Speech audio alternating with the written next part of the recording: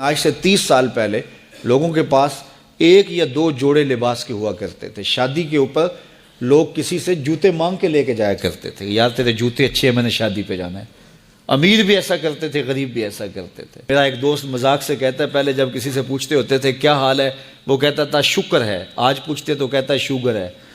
تو بالکل حالات بدل گئے اور ناشکری پیدا ہو گئی ہے، برکت اٹھ گئی ہے، اللہ کی ناراضگی ہو گئی ہے۔ یہ ناراضگی کیسے ہوتی ہے؟ جب ہم اس کے حکموں کو توڑتے ہیں تو پھر وہ ہماری پرواہ کرنا چھوڑ دیتا ہے۔ پھر صحرا میں پڑے ہوئے خشک پتے کی طرح ہوائیں چاہے ادھر اڑائیں چاہے ادھر اڑائیں، اللہ کو کوئی غرض نہیں ہوتی، وہ جدھر مزید دھکے کھاتا پھرے۔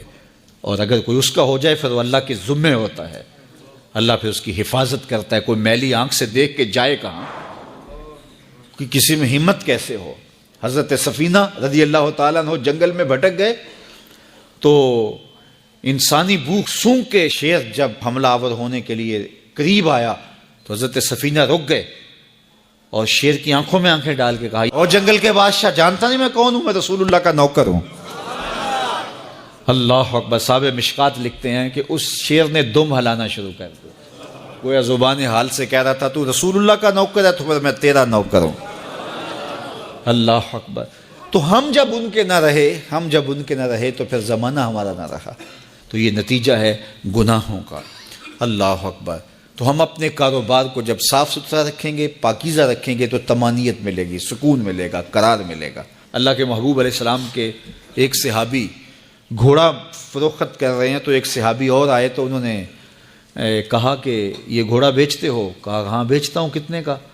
کہا 500 درہم کا۔ تو عرب گھوڑے کے اوپر سواری کر کے چیک کرتے تھے، دیکھتے تھے، ٹرائی لیتے تھے۔ تو گھوڑے کے اوپر جب ٹرائی لی نا تو واپس آ کے کہا کہ اس کا 600 درہم لوگے؟ اس نے کہا میں تو 500 میں بیچنے آیا ہوں، تو تم 600 دیتے ہو تو بسم اللہ۔ تو پھر وہ کہنے لگے اچھا 700 لوگے؟ انہوں نے کہا کہ مجھے اور کیا چاہیے؟ تو کہا نہیں یہ گھوڑا تمہارا تو 800 کا ہے۔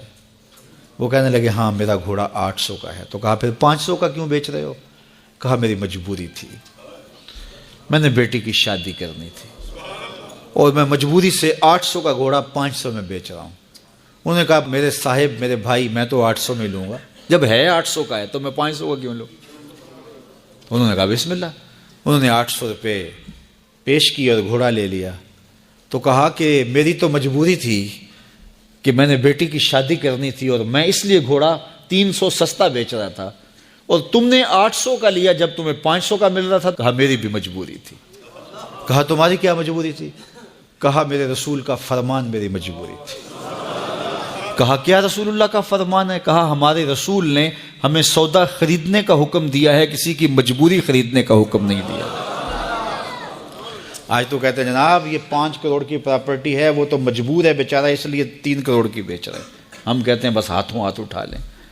یار اگر کوئی بندہ اپنا گھر بیچ رہا ہے اس لیے کہ وہ مجبور ہے اور وہ 1 کروڑ روپے کا ہے تو ہم اس کو 50 کا کیوں خرید رہے ہیں؟ جب ہے 1 کروڑ کا، 1 کروڑ کا خریدے۔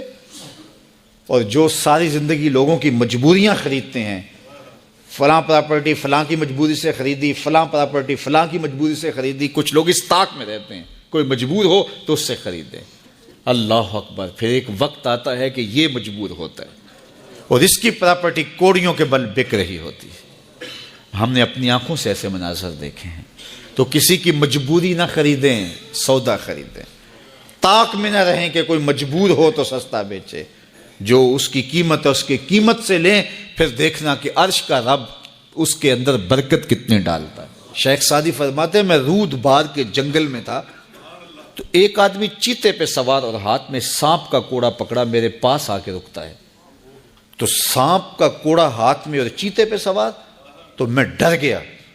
جب میں ڈر گیا تو وہ مسکرا پڑا۔ اس نے کہا سعدی ڈر گئے ہو؟ میں نے کہا بات ہی ڈرنے کی ہے۔ کہا تو خدا کا ہو جا، خدا کی خدائی تیری ہو جائے گی۔